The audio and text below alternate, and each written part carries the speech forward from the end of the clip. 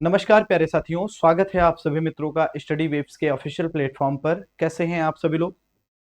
आशा करते हैं आप सभी लोग स्वस्थ होंगे और अपनी तैयारी बढ़िया तरीके से कंटिन्यू कर रहे हो। दोस्तों, अगर हम आपसे बातचीत करें तो हम लोग ज्योग्राफी के सेगमेंट में कल के जो सेशन था उसमें हमने पृथ्वी की गतियां, दैनिक गति गति और वार्षिक गति के बारे में पढ़ा। दैनिक गति के कारण दिन व रात होते हैं और वार्षिक गति के कारण ऋतु परिवर्तन और दिन व रात की अवधि में जो चेंजमेंट होता है वो होता है। ठीक है, तो हमने कहा 4 डेट आपको याद रखनी है। सूर्य को भारत के ऊपर मानकर एक 22 दिसंबर की डेट ठंडी होती है तो शीत अयनांत शुरू हो जाता है। ठीक है, यानी कि समर ऋतु, सॉरी क्या कहते हैं, विंटर को क्या बोलते हैं, शीत ऋतु। ठीक है, वहीं दूसरी डेट जो है वो आपको ध्यान देना है, एक 23 सितंबर की डेट है, एक 21 मार्च की डेट है। ठीक है, तो आपको ये चीजें, और थोड़ा एक 21 जून की डेट है, तो ये ध्यान देना, डेट के बिहाफ पर क्वेश्चन बनते हैं। तो हम आज के सेशन में उसी के आगे पढ़ेंगे और आज का जो सेशन है वो है ज्वार भाटा टाइड। देखिए, अगर हम आपसे बातचीत करें ज्वार भाटा के बारे में, सिंपल सी भाषा में अगर हम आपसे बातचीत करें ज्वार भाटा के बारे में, तो आप इसको कह सकते हो कि सागरीय जल के ऊपर उठने और नीचे गिरने का जो प्रक्रिया होती है उसी को हम ज्वार भाटा कहते हैं। अब सागरीय जल का ऊपर उठना और नीचे गिरना ये क्यों होता है, रीजन क्या होता है? तो सागरीय जल के ऊपर उठने के पीछे का रीजन जो होता है वो दो प्रमुख कारण होते हैं। क्या? एक बड़ा कारण है जिसको आप कहते हो सूर्य की आकर्षण शक्ति, और दूसरा बड़ा कारण है चंद्रमा की आकर्षण शक्ति। अब सर, कल हमने पढ़ा था कि क्या होता है, पृथ्वी सूर्य के चारों ओर चक्कर लगाती है और चंद्रमा पृथ्वी के चारों ओर चक्कर लगाता है। तो चेंजमेंट की वजह से क्या होता है हमारे यहाँ, बेसिकली अगर हम कहें तो एक दिन में 24 आवर्स में 2 बार ज्वार भाटा आते हैं। लेकिन चूंकि मूवमेंट होता है, गति होती है, चंद्रमा पृथ्वी के सापेक्ष में घूर्णन कर रहा होता है, मतलब अपने चक्कर लगा रहा होता है, इसकी वजह से क्या होता है, प्रत्येक स्थान पर अगर हम बातचीत करें तो 24 घंटे में ना आकर 24 घंटा 26 मिनट की लेट देरी से ज्वार भाटा उत्पन्न होते हैं। मतलब एक दिन में 2 बार और उसमें भी 26 मिनट की देरी से ज्वार भाटा उत्पन्न होते हैं। ठीक, अब यहां पर सिंपल सी अगर बातचीत करें कि ज्वार भाटा होते क्या, तो सबसे पहले ज्वार भाटा के बारे में बातचीत करते हैं। लिखिएगा, सूर्य व चंद्रमा की आकर्षण शक्तियों के कारण, सूर्य व चंद्रमा की आकर्षण शक्तियों के कारण, आकर्षण शक्तियों के कारण, शक्तियों के कारण सागरी जल का ऊपर उठना तथा नीचे गिरना, सागरीय जल का ऊपर उठना तथा नीचे गिरना, नीचे गिरना ज्वार भाटा कहलाता है। ज्वार भाटा कहलाता है। ज्वार भाटा कहलाता, ठीक है, बिल्कुल सामान्य सी भाषा में सूर्य व चंद्रमा की आकर्षण शक्तियों के कारण सागरी जल का ऊपर उठना तथा नीचे गिरना क्या कहलाता है, ज्वार भाटा कहलाता है। अब ज्वार भाटा के दौरान जो तरंगे उत्पन्न होती हैं उसको हम ज्वारीय तरंगे कहते हैं। मतलब ज्वार भाटा से उत्पन्न तरंगे, इससे उत्पन्न तरंगों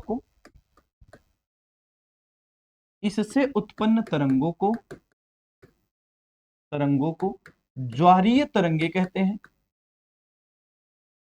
टाइडल वेव्स कहते हैं।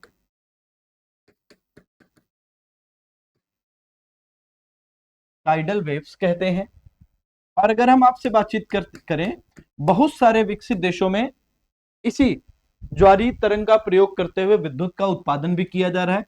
तो उसको हम क्या कहते हैं, बेसिकली विद्युत का जो उत्पादन होता है तो हम ज्वारीय तरंगों के माध्यम से उत्पादित विद्युत ऊर्जा के नाम से जानते हैं।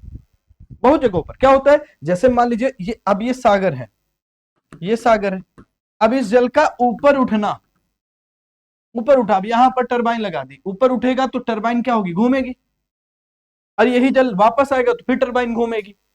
तो ये टरबाइन घूमी, जहां टरबाइन घूमी वैसे ही क्या हुआ, इलेक्ट्रिसिटी प्रोड्यूस हुई, और इलेक्ट्रिसिटी का प्रोडक्शन में मतलब एक प्रकार से क्लीन एनर्जी के रूप में आप देख सकते हो। मतलब तो हम कहेंगे ज्वार भाटा के माध्यम से उत्पन्न, ज्वार भाटा के माध्यम से उत्पन्न विद्युत ऊर्जा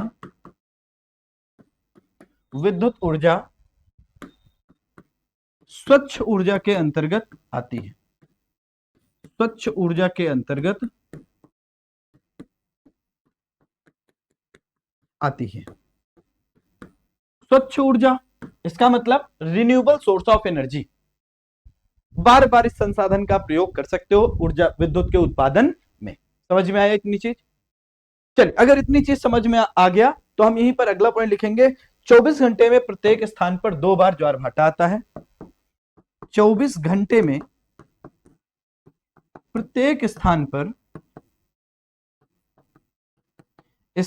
24 घंटे में प्रत्येक स्थान पर 2 बार ज्वार भाटा आता है।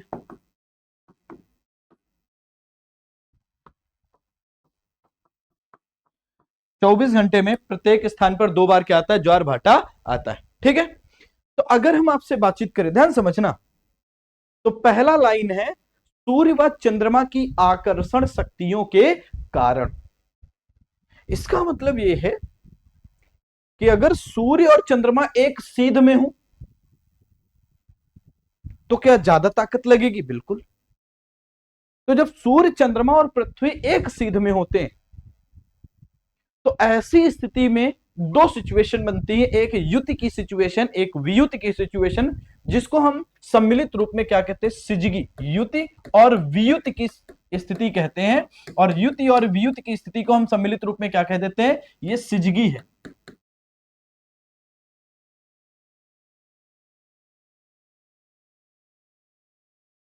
सिजगी की सिचुएशन बोलते हैं। क्या बोलते हैं? सिजगी।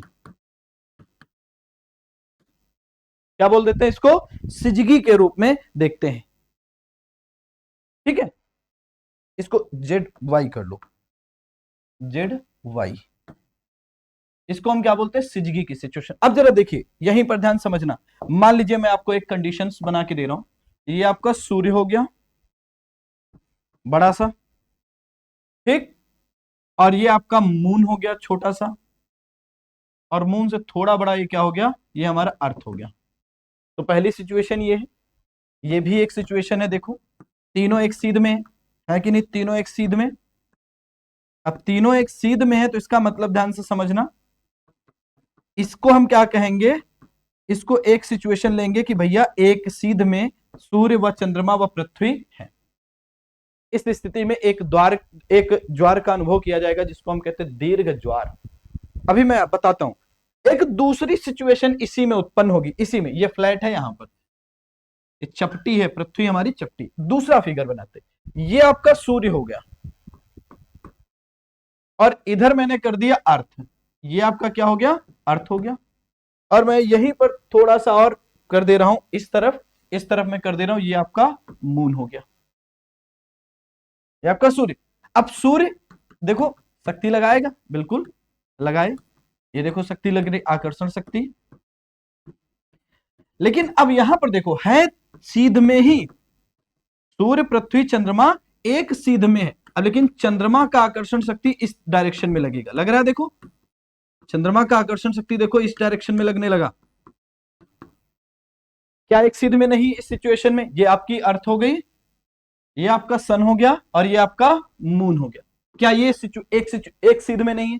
क्या ये एक सीध में नहीं? सोचो इसके बारे में। जब हम आपसे बात करते हैं, जब ये सिचुएशन होगी कि सूर्य, चंद्रमा और पृथ्वी एक सीध में होंगे, तो जो गुरुत्वाकर्षण बल लगेगा वो इस तरीके से लगेगा।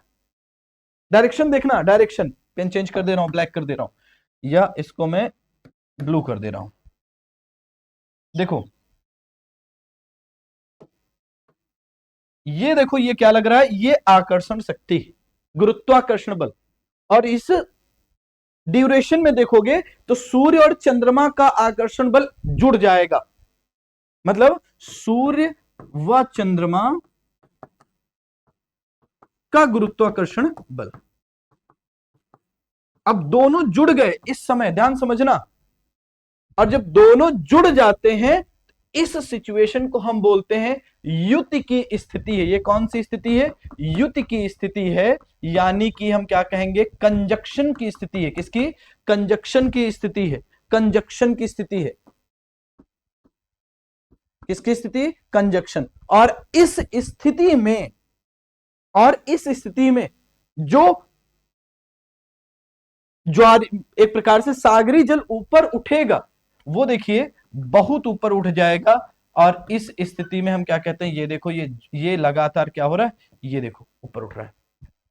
और इसके विपरीत भी प्रभाव देखने को मिलेगा। ये भी आपका ज्वार होगा, ये पानी है, ये भी पानी है, ये भी पानी है, ये जो ग्रीन कलर से दिख, सॉरी ब्लू कलर से, तो ये वाला पानी का ऊपर उठना इसको ज्वार कहते हैं।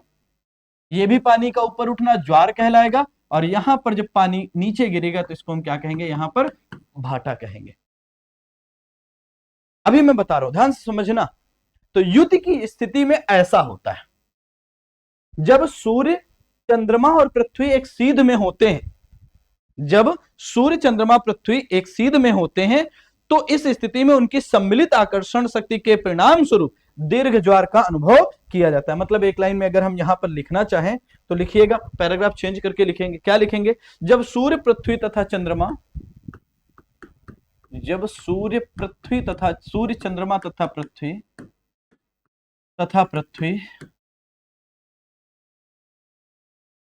पृथ्वी एक सीध में होते हैं, सीध में होते हैं,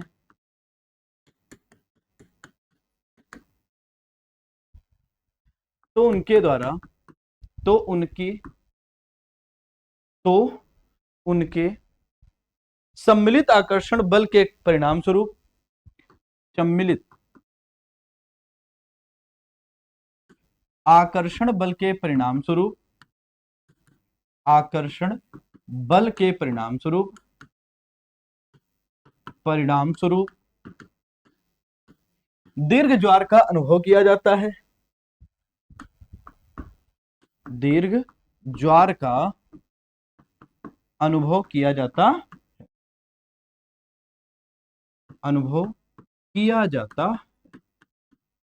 दीर्घ ज्वार का क्या किया जा रहा है? अनुभव किया जा रहा है। समझ रहे? और ये वाला जो सिचुएशन होगा, जो ग्राफ आप देख पा रहे हो, ये बेसिकली कब घटेगा? तो हम कहेंगे अमावस्या के दिन ये घटित होता। मतलब युति की स्थिति कब बनती है? तो हम कहते हैं ये अमावस्या को ये स्थिति उत्पन्न होती है, अमावस्या को ये वाली स्थिति बनती है। याद रहेगा? युति की स्थिति कब बनेगी? तो सिंपल सा उत्तर कहोगे सर, युति की स्थिति बनेगी कब? तो अमावस्या को। अब जस्ट इसका दूसरा फिगर देखो, ये वाला कहां गया? ओके, एक मिनट रुकना। हाँ, ये वाला फिगर देखो। अगर इसको देख पा रहे हो तो जरा देखो इसको ध्यान से। इस स्थिति को हम बोलते हैं वियुति की स्थिति। क्या बोलते हैं? वियुति की स्थिति। इसको हम क्या बोलते हैं? वियुति। पहली तो युति है, दूसरी वियुति है। इसमें भी सूर्य, पृथ्वी और चंद्रमा क्या है? एक सीध में है। और वियुत की स्थिति कब बनती है? तो वियुत की स्थिति बनती है पूर्णिमा के दिन। कब बनती है? तो हम कहेंगे पूर्णिमा वाले दिन ये वाली स्थिति बनती। अब देखो जरा, आप कहोगे, यहां पर ध्यान समझना, यहां पर जब हम आपसे बात करते हैं तो ध्यान से देखना। इधर सूर्य का जो गुरुत्वाकर्षण बल है वो ऐसे लगेगा, इस तरफ। सूर्य का गुरुत्वाकर्षण बल कैसे लगेगा? तो अपनी तरफ पानी को खींचेगा, इस तरफ खींचेगा। तो पानी ऊपर उठा दो इस तरफ, ये पानी ऊपर उठ रहा है, ये देखो, ये देखो, ये देखो, पानी ऊपर उठ रहा, उठा। और चंद्रमा का आकर्षण शक्ति, ध्यान समझना, चंद्रमा की जब हम बातचीत करें तो चंद्रमा का आकर्षण शक्ति इस डायरेक्शन में लगेगा, या चंद्रमा का गुरुत्वाकर्षण बल, चंद्रमा का गुरुत्वाकर्षण बल किस डायरेक्शन में? तो ये जा रहा आपका मून की तरफ खींचेगा पानी। तो पानी फिर ऊपर उठाओ, ये देखो, ये पानी उठ रहा ऊपर, ये पानी ऊपर उठेगा। अब ध्यान समझना, सूर्य से पृथ्वी की दूरी ज्यादा है, ज्यादा दूरी पर है। आप मानिए 147 मिलियन किलोमीटर दूर है सूर्य और पृथ्वी के बीच की दूरी औसत। वहीं अगर हम बातचीत करें मून और अर्थ के बीच की दूरी 3,84,000 किलोमीटर दूर है। अब फोर्स कौन ज्यादा अप्लाई कर पाएगा? मतलब ज्यादा पावरफुल गुरुत्वाकर्षण किसका होगा? सूर्य का होगा या चंद्रमा का होगा? सोचिए, एनालिसिस करिए। जो पास है वो ज्यादा पानी को अपने तरफ खींच लेगा, समझ रहे? तो पानी के बारे में बातचीत करें, पानी ऊपर उठा, इसको भी ज्वार, इसको भी ज्वार बोलते हैं। और यहां पर ये वाला जो पानी है इसको बोलेंगे भाटा। ये जब नीचे गिरेगा तो इसको भाटा बोलते हैं। समझ में आया? तो चंद्रमा का गुरुत्वाकर्षण बल ज्यादा लगता है सूर्य के गुरुत्वाकर्षण बल की तुलना में। क्यों? क्योंकि चंद्रमा पृथ्वी के ज्यादा पास है, 3,84,000 किलोमीटर की दूरी पर स्थित है, और सूर्य पृथ्वी से कहीं अधिक दूरी पर स्थित है, 14 करोड़ किलोमीटर, 15 करोड़ किलोमीटर दूरी पर स्थित है। तो युति और वियुति की स्थिति को हम सिजगी कहते हैं। क्या कहते हैं? सिजगी कहते हैं। समझ में आ गया? अगला बातचीत करें इसी में। दूसरी एक सिचुएशन होती है, तो अब देखो, अब यहीं पर देखो, तो एक सीध में हो गया। अब आपको पता है कि चंद्रमा क्या करेगा? पृथ्वी का चक्कर लगाएगा, यहां से घूमते घूमते घूमते घूमते घूमते घूमते देखो इस तरीके से चक्कर लगाएगा। एक ग्राफ के माध्यम से फिर देखो, ये आपका सूर्य हो गया, ये आपकी अर्थ हो गई, ये आपकी क्या हो गई? अर्थ हो गई, और ये आपका क्या हो गया? मून। अब इसमें क्या वियुति वाली स्थिति बननी, लेकिन आपको पता है कि जो चंद्रमा होगा वो पृथ्वी के चारों ओर क्या करेगा? चक्कर लगाएगा। ये देखो लगा रहे हैं, लगाएगा। तो एक सिचुएशन यहां पर बनेगी कि ये मून यहां पर आएगा, और एक सिचुएशन बनेगी जब मून इस डायरेक्शन में आएगा। एम फॉर मून, देखो पेन चेंज कर दें, ये देखो M for moon, M for moon. अब सूर्य के रिस्पेक्ट में देखो क्या समकोण नहीं बनना है? ये देखो समकोण बनना है, ये वाला एंगल देखो, ये वाला एंगल समकोण बनना है कि नहीं? तो दूसरी सिचुएशन है जब सूर्य, पृथ्वी और चंद्रमा समकोण की स्थिति में होते हैं। अब समकोण की स्थिति में होंगे तब गड़बड़ा जाएगा। क्यों? अब यहां पर जब बल लगेगा तो इस बल की तुलना में पानी, सूर्य आकर्षण बल लगाएगा, पानी इस तरफ उठेगा। चंद्रमा ज्यादा ताकत लगा लेगा, चंद्रमा का गुरुत्वाकर्षण बल ज्यादा होता है तो पानी इस तरफ उठेगा। तो यहां पर निम्न ज्वार की सिचुएशन बनती है। ठीक है? तो यहां पर क्या बनेगा? यहां पर हम कहेंगे सर निम्न ज्वार की सिचुएशन बनती है। मतलब अगली अगर हमको एक लाइन में इसको समझाना पड़े तो हम क्या लिख सकते हैं? हम यहां पर लिखेंगे जब सूर्य, पृथ्वी, चंद्रमा मिलकर समकोण बनाते हैं, जब सूर्य, पृथ्वी, चंद्रमा मिलकर, पृथ्वी, चंद्रमा मिलकर समकोण बनाते हैं, समकोण बनाते हैं, तो चंद्रमा एवं सूर्य का आकर्षण बल, चंद्रमा एवं सूर्य का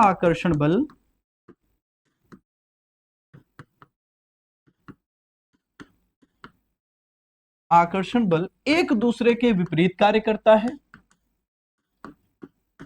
एक दूसरे के विपरीत कार्य करता है।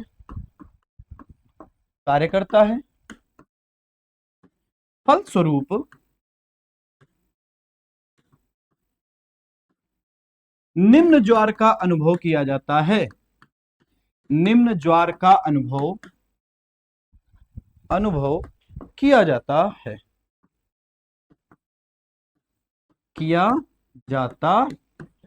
निम्न ज्वार का अनुभव किया जाता है। अब सोचो, अब मैं इसको एक ग्राफ के माध्यम से बता देता हूं। और ये निम्न ज्वार कब आएगा? तो निम्न ज्वार मुख्यतः सप्तमी या अष्टमी को फील किया जाता है। कब होता है? तो हम कहेंगे इसको देखने को मिलता है सप्तमी तथा अष्टमी को, ये देखने को मिलता, सप्तमी या अष्टमी को ये देखने को मिलता है। बाकी अमावस्या और पूर्णिमा को कौन? दीर्घ ज्वार देखने को मिलेगा। एक ग्राफ या फिगर के माध्यम से इसको भी बना लेते हैं। ये आपका हो गया चमकता हुआ सूर्य, ठीक? ये आपकी प्यारी सी प्लेनेट या हमारा प्यारा ग्रह पृथ्वी, ये हमारा अर्थ हो गया, ठीक? और इसके चारों ओर चक्कर लगाता हुआ हमारा मून। तो हम मून क्या कर रहे हैं? अब समकोण की स्थिति में हमको ले जाना। तो एक बार मून को हम क्या करें? ऊपर की तरफ दिखा दें, एक बार मून को हम यहां पर दिखा दे रहे हैं, ये मून हो गया, और एक बार मून को यहां पर दिखा दे रहे हैं, ये नीचे की तरफ, ये देखो ये क्या हो गया? मून हो गया। ये फिगर आपका, ये आपकी अर्थ हो गई, ठीक? ये फ्लैट है आपका, ठीक? और ये आपका क्या हो गया? ये आपका सूर्य हो गया, ये आपका सन हो गया, ठीक? तो अब ऐसी स्थिति में यहां पर ये देखो, तो चंद्रमा का गुरुत्वाकर्षण बल नीचे की काम करेगा, चंद्रमा का गुरुत्वाकर्षण बल, गुरुत्वाकर्षण, ठीक। और इधर क्या, यहां पर चंद्रमा का गुरुत्वाकर्षण कैसे काम करेगा, अपनी तरफ खींचेगा, मतलब ऊपर की तरफ। यहां पर चंद्रमा का जी, जी का मतलब ग्रेविटेशनल फोर्स यानी कि गुरुत्वाकर्षण। और इधर क्या काम करेगा, अब ये वाली जब बातचीत करते हैं तो ये सूर्य का गुरुत्वाकर्षण इस तरफ कार्य करेगा, सूर्य का जी या फिर गुरुत्वाकर्षण बल। अब जब सूर्य का गुरुत्वाकर्षण, ध्यान से सुनना,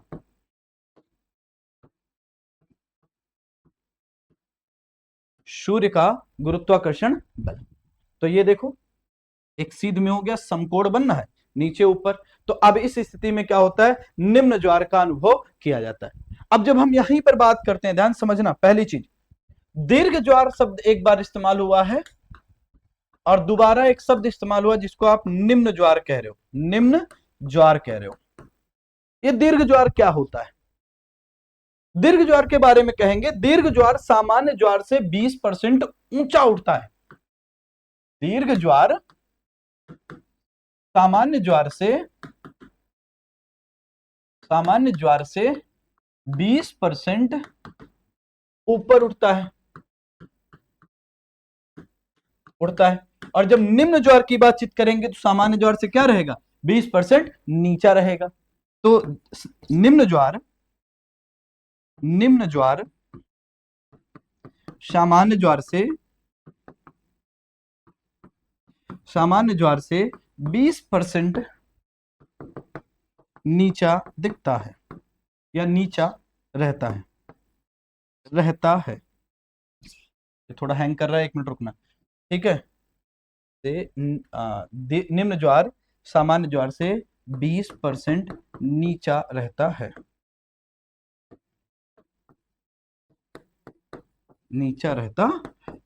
ठीक। चलो ये ठीक है, इतना चीजें हमारे अनुसार समझ में आ गई होंगी, इतनी चीजें समझ में आ गई। अब यहीं पर ध्यान समझना, एक चीज होता है अपकेंद्री बल के बारे में पढ़ते हो, एक अभिकेंद्री बल, एक अपकेंद्री बल। अपकेंद्री बल के बारे में फिजिक्स में क्या पढ़ा है, सोचो इसके बारे में थोड़ा सा, आपने कक्षा 6, 7, 8, 9, 10 में पढ़ा होगा।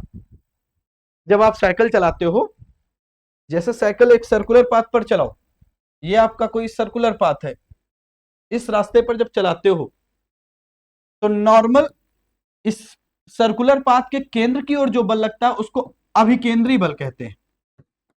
क्या कहते हैं, अभिकेंद्रीय बल कहते हैं। तो अभिकेंद्रीय बल जब आप साइकिल चलाओगे, गाड़ी चलाओगे तो अपनी तरफ खींचेगा, गिर जाओगे ना। लेकिन यही इसी समय एक दूसरा बल काम करता है जो केंद्र से बाहर की ओर चीजों को फेंकता है, उसको अपकेंद्रीय बल कहते हैं, अपकेंद्रीय बल कहते हैं। तो अपकेंद्रीय बल, 1 मिनट, केंद्रीय बल कहते हैं।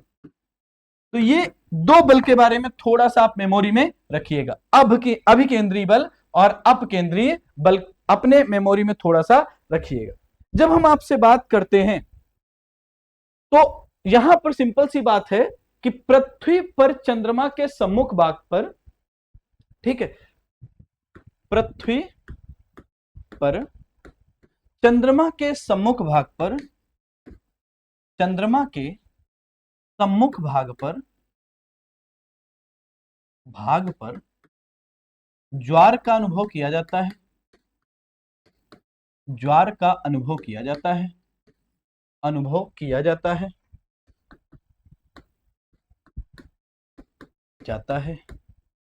वहीं इसी समय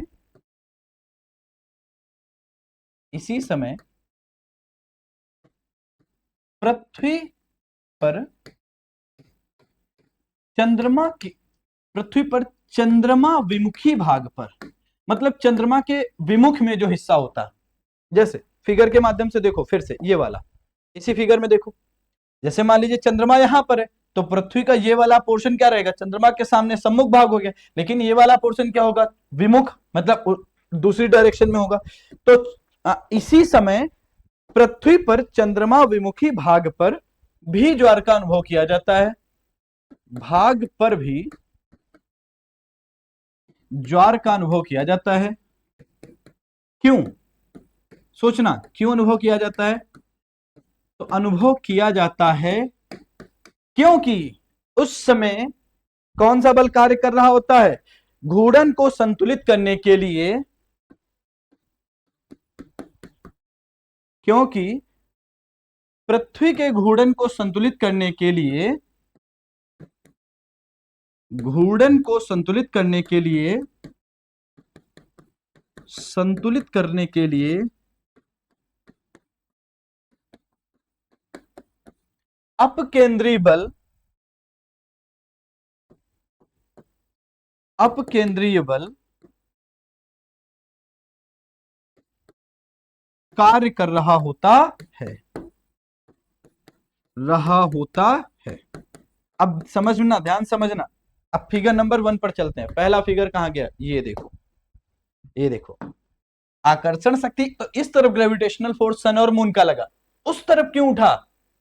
इसीलिए क्योंकि ये पृथ्वी के घूर्णन को संतुलित करने के लिए अपकेंद्री बल भी क्या होगा? अपकेंद्री बल भी यहां पर शक्तिशाली होगा। इसीलिए यहां पर क्या होगा? ज्वार अनुभव देखने को मिलेगा, ज्वार का अनुभव देखने को मिलता है। ठीक है, तो अपकेंद्री बल भी एक महत्वपूर्ण भूमिका निभाता है, किसमें? ज्वार भाटा में। ठीक है, अब देखो, प्रत्येक स्थान पर 12 घंटे बाद ज्वार आना चाहिए। प्रत्येक स्थान पर 12 घंटे बाद ज्वार आना चाहिए, ज्वार आना चाहिए। परंतु चंद्रमा के गतिशील होने के कारण, गतिशील होने के कारण,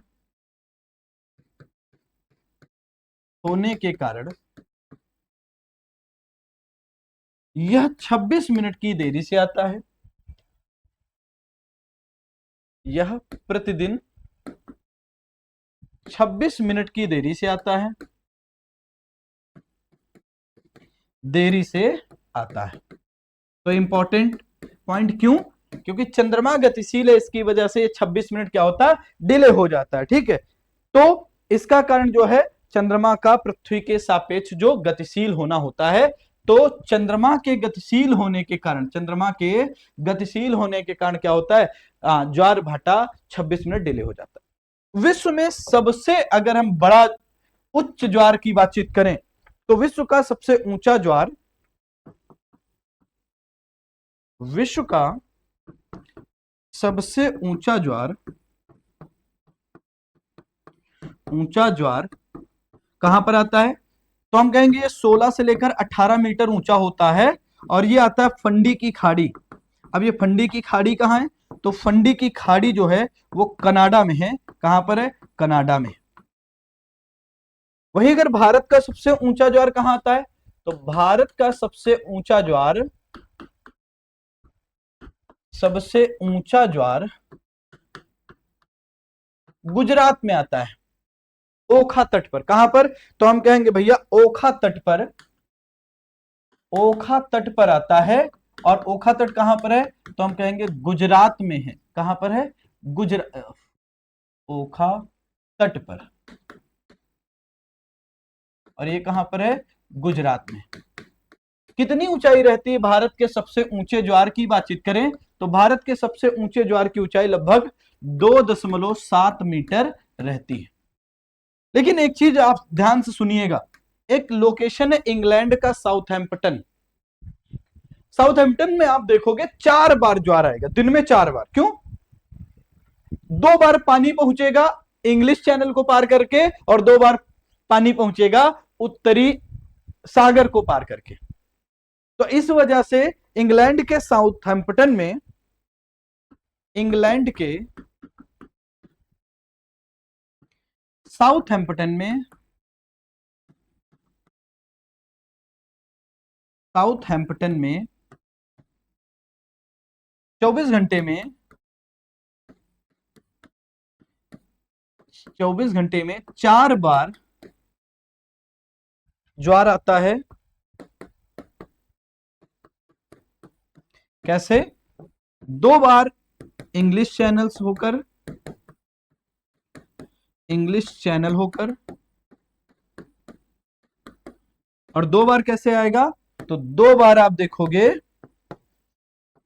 उत्तरी सागर से, उत्तरी सागर से, उत्तरी सागर से। ठीक है, तो ये आपके क्या है, ये आपका सिंपल सी बातचीत करें तो ज्वार भाटा के बारे में थोड़ी सी इंफॉर्मेशन हमने देने का प्रयास किया। तो बिल्कुल सूर्य व चंद्रमा की आकर्षण शक्तियों के कारण सागरी जल का ऊपर उठना तथा नीचे गिरना क्या कहलाता है, ज्वार भाटा कहलाता है। विश्व में सबसे ऊंचे ज्वार कहां पर आते हैं, तो फंडी की खाड़ी कनाडा में। भारत का सबसे ऊंचा ज्वार कहां, ओखा तट गुजरात पर आता है। विश्व में क्या कोई ऐसी लोकेशन है जहां पर 4 बार ज्वार आते हैं, तो इंग्लैंड का साउथहैम्पटन, दक्षिणी हिस्सा है इंग्लैंड का, यहां पर बेसिकली 4 बार ज्वार आते हैं। अब ठीक है, इतना चीज हमने पढ़ा। एक काम आप लोग करते रहिए दोस्तों, एक हम लोगों का अपना टेलीग्राम चैनल है, आप उससे जुड़ सकते हो, और टेलीग्राम चैनल का नाम है GKGS बाई सुधांशु सर। ठीक, इस चैनल पर आप जुड़ सकते हैं। इस चैनल पर जब आप जुड़ेंगे तो आपको वीडियो का लिंक है ना, PDF वगैरह मिल जाएगी। सेशन को लाइक करते रहिए, शेयर करते रहिए, जितने भी व्हाट्सएप टेलीग्राम ग्रुप्स पर आप जुड़े हुए हैं उन पर वीडियो को शेयर करते रहिए। तो लगातार हम लोगों के रोज परिवार बड़ा हो रहा है। आपको पता है हम लोग एग्जाम ओरिएंटेड काम कर रहे हैं, पहले थ्योरेटिकल पोर्शन पर, और बहुत ही जल्द हम आपका ये सेगमेंट जो है बातचीत करें तो आपका पेट का एग्जाम होने वाला, UPSSC पेट का, तो बैक ईयर पेपर लगभग हम आपके शुरू करने जा रहे हैं बहुत ही जल्दी, और प्रतिदिन हम क्या करेंगे, GS वाला सेगमेंट एक एक कराएंगे। ठीक है, तो थोड़ा सा आप लोग सहयोग करते रहिए, और आज का सेशन यहीं तक है। नमस्कार, धन्यवाद, थैंक यू सो मच, बहुत बहुत आभार सबको।